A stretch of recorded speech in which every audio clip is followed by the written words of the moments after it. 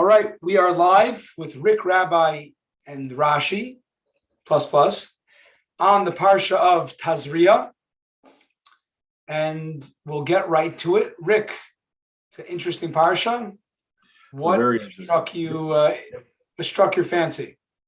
It really did. I mean, once you get past like sort of the blood and guts of it and the leprosy of it, I mein, there's some very interesting and sort of deep questions that evolve out of it. And the first question I have for you, Rabbi, today is, it's actually a two-part question. First of all, why is the mother in a state of purification after childbirth? That's the first question that I have about it. And then, of course, why does she need purification? Yeah, why does she need? You're right. Why does she need to be in a state of? Right. Why does she need to be purified after having childbirth? I mean, we think of childbirth as the biggest mitzvah you can have, bringing children into the world, right? I mean, that's an important aspect of us as human beings. As you said before, it's as if God, she's almost like God, right? She provides this life. God provided life to us in the beginning. And brought us as we were into the world, right? And the mother does that too, brings us as we're supposed to be into the world. It's not like a recipe where she brings, this and this and this and mixes it, right? It's so it's exciting about that. And then of course there's the question of, I noticed that between a girl birth and a female birth and a male birth, or a girl and boy, the girl birth, the woman's period of it's interesting. It's not a play on words, by the way. The time span. The time span. Yeah, the time span of the woman's status of purification, needed purification, is 14 days, and then 66 days for a female, and for a male it's 7, and it's 33 days. And my question was, why the difference in the time frames? It's still a child. It's still we're giving birth to this wonderful thing that God provides for us. So, and we probably have about 20 hours to figure that out. Yeah.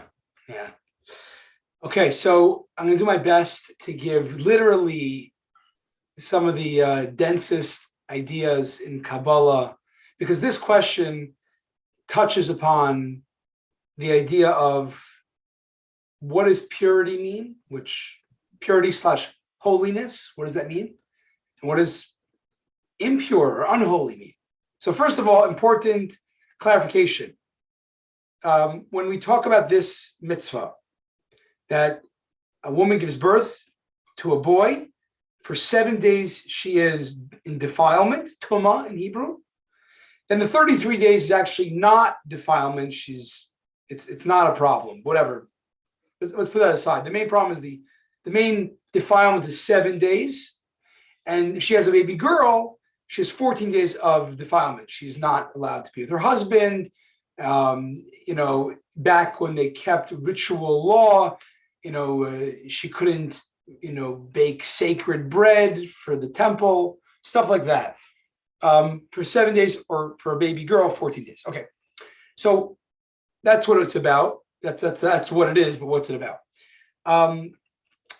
It does not mean ritual purity does not mean hygienically clean or desirable, and impure doesn't mean like, unhygienic and undesirable. It doesn't mean that.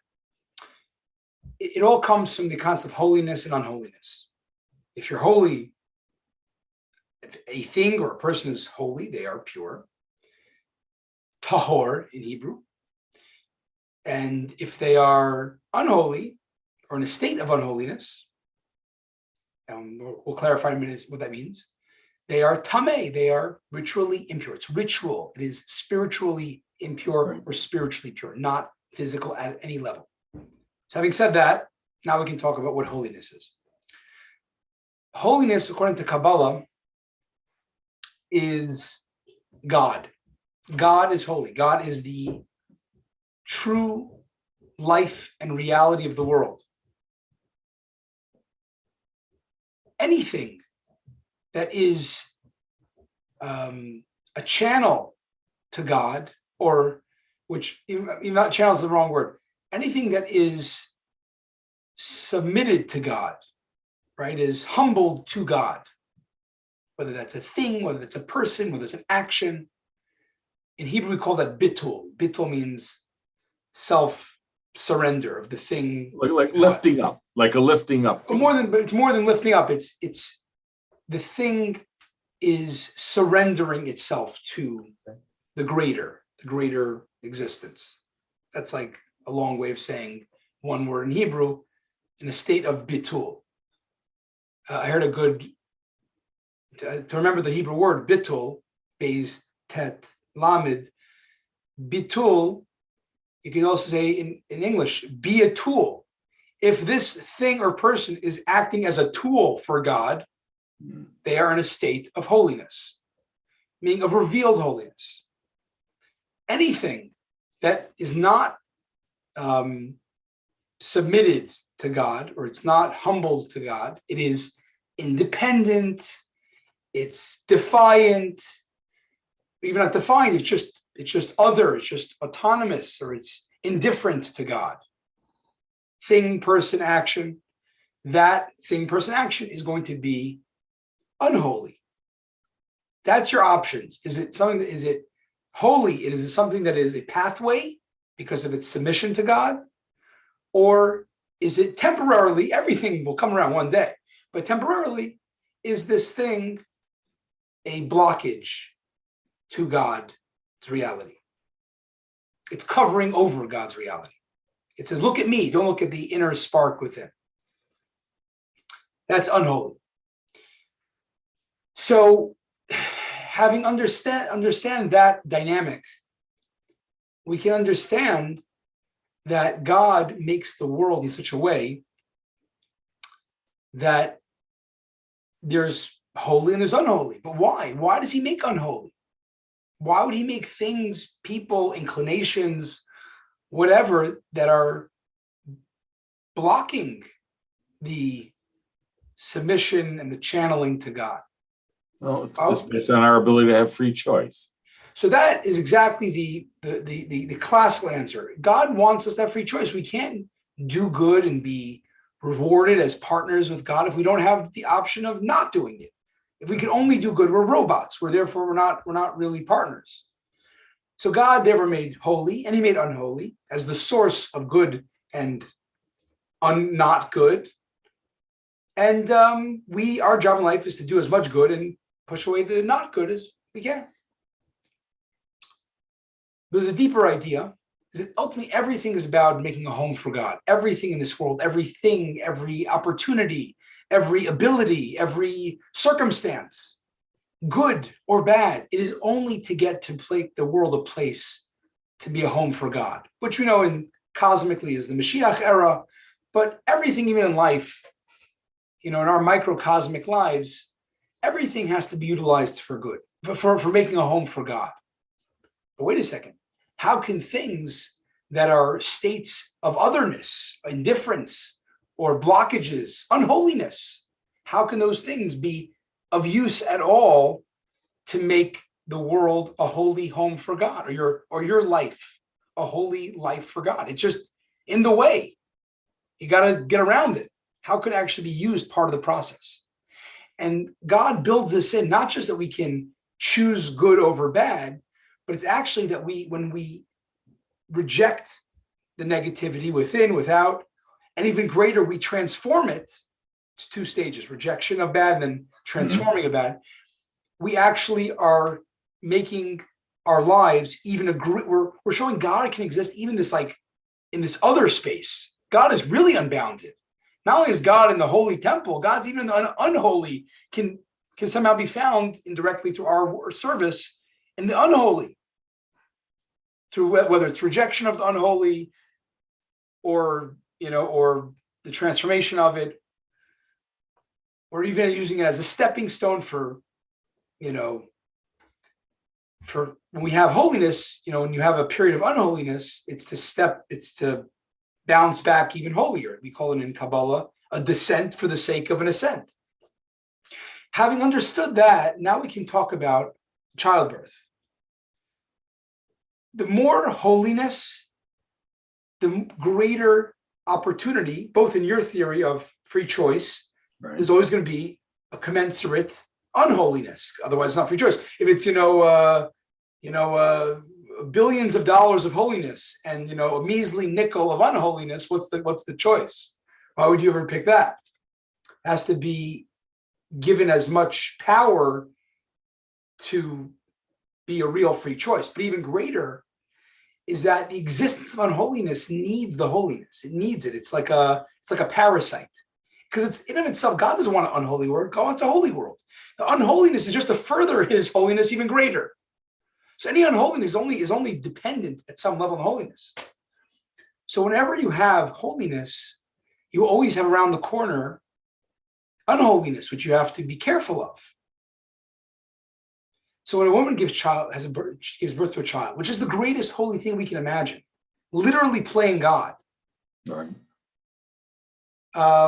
With God's power, of course, but as a creature, only a woman can do this. This is such a great holiness, this ex nihilo power of creation, that once it leaves, the child is out, there is temporarily a void of that holiness till the body, rebuilds and is able to then, once again, through the process, if it chooses to. But the point being is that it's not that, it's only because she's so holy, there's a temporary time of unholiness, of defilement, because of the void of which is left.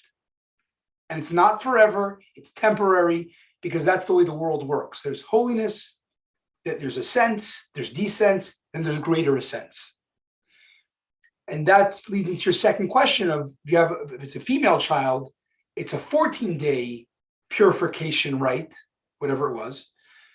And for a male child, it's only 7 days. Because if you have a girl, this girl will one day be able to give birth to a child and have this intense level of holiness that a male child will not have. So it makes sense. In a way, having a girl is even greater holiness in this aspect.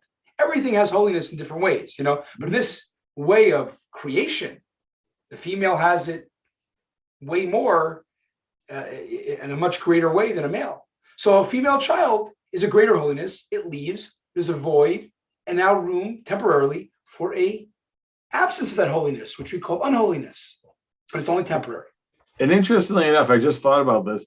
The fact that that the female child is greater holiness, the descent is larger also, which takes more time to come back from that period of time, as opposed to the male child, which does not possess the same. Exactly. I just came to that. Highs and lows. Yeah, I just came to that revelation as you were saying. It's great. You satisfied my entire question. I wasn't sure you'd get that together, but that was wonderful. It only took 15 minutes, but yeah, we do our best. No, it was excellent. All right. Next question. I know we have time for only one more question, so I'm going to sort of mix a couple of questions together, and hopefully we can get an answer. So, in this parsha, we talk a lot about the boils, the measuring the size and the number of hairs. Not boils. Skin lesions, right? Okay, good. Skin lesions, whatever. In Hebrew, they're called tsaras. Tsaras, okay, yeah. Well, in Yiddish, tsaras is trouble. Tsaras, right. So This is tsarat. If you want to do Sephardic, it would be tsarat. But it's a little different spelling. But yeah, tsarat. You had betul, I'll try tsaras. It's okay. We'll try that together. But anyways, so the question is, why is God so concerned with the leprosy, with the lesions? I call it leprosy because I think it's leprosy is what they're referring to here, although they don't call it out as leprosy. And of course, if you have leprosy, and it's on your clothes and then it's on your skin and all the things that we talk about in the parsha, they banish you from the camp. So how does I know how the community feels. The community feels, wow, that's really good. The priest has found someone who has some kind of an illness or whatever and has taken them away from us so the rest of us don't get sick. But how about the feelings of the person who's been banished? Now they're no longer a member of the community, which almost seems counterintuitive to me that we want to banish people from our community when we talk about, our community is, we call our synagogues kihila, right? The community. I mean, it's it bothers me a little bit. So why is all of this? Okay. So I think it's important to realize that Hebrew words, particularly biblical Hebrew words, they will be translated for convenience into other languages. But we have to know that, it's always going to be at some level a little different in translation. So I think it's important to explain that the skin condition that this parsha and next talk about, called tsaras, is not leprosy, although it's translated as that many times for convenience. This is described in the Talmud as a biblical temple and post-biblical temple era skin malady that was of a spiritual nature that only came about for a specific sins. And as a matter of fact, once the world was not at a post destruction of the temple, let's say, it stopped existing. So this is a extinct spiritual skin condition. It's the skin condition that was it was actually miraculous. It was supernatural because it did not have a biological antecedent. It had a spiritual cause antecedent. So I'm just putting it out there. So Okay, that may be a little hard it's not for me. what we call leprosy. Yeah, leprosy is what we hear, the lepers and the disease. So, which, by the way, is biological. I mean, which is biological, right? That's right. The thing. So leprosy is a biological condition. Tsaras, while it's a skin condition, it was a physical skin condition, but it had a spiritual cause.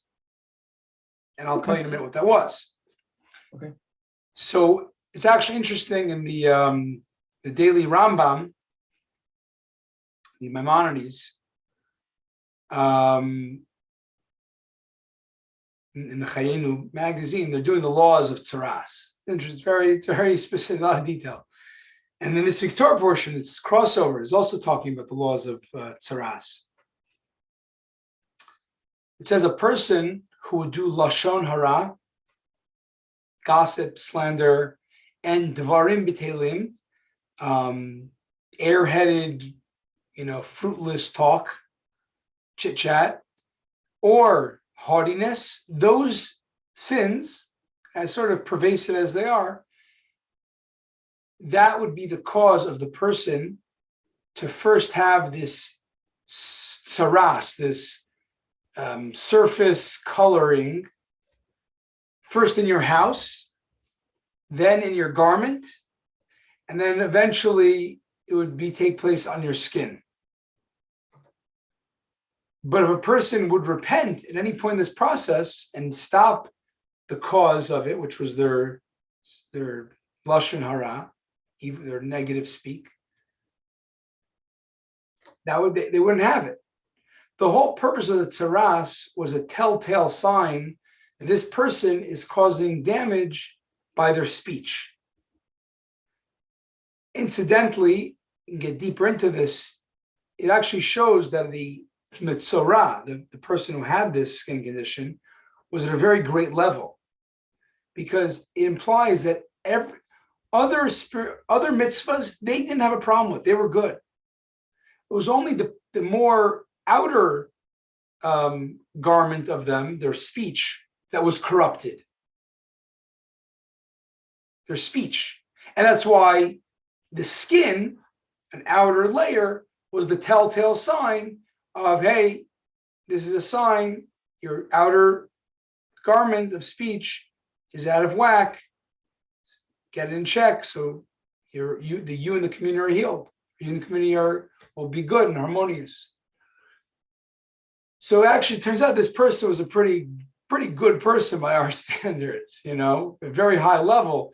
Their only problem was they did gossip. And God wanted them to even correct that. So God gifted them with this sign of tsaras to then, no, oh my gosh, it must mean that I'm not being in charge of my speech.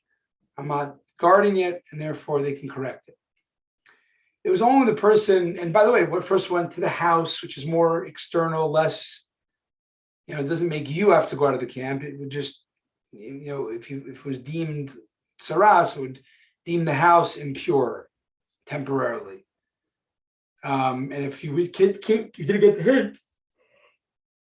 the hint, it would then go on your clothes closer to home. If you didn't get the hint, it would go on the skin. And then you'd have to be sent out of the camp to be away from people, to reflect on your place in society is not done in an appropriate way with your ill speech. So in essence, it was God's proverbial 3 strikes and you're out. Yeah, exactly. But it turns out that this is not about quarantine for hygiene and health and not spreading it. It was really about bringing them back to the spiritual heights that God wants. To fix their outer layer of their expression. The inner layer is your thoughts. Yeah. The outer layer is your speech and your action. So the speech. It's interesting about speech.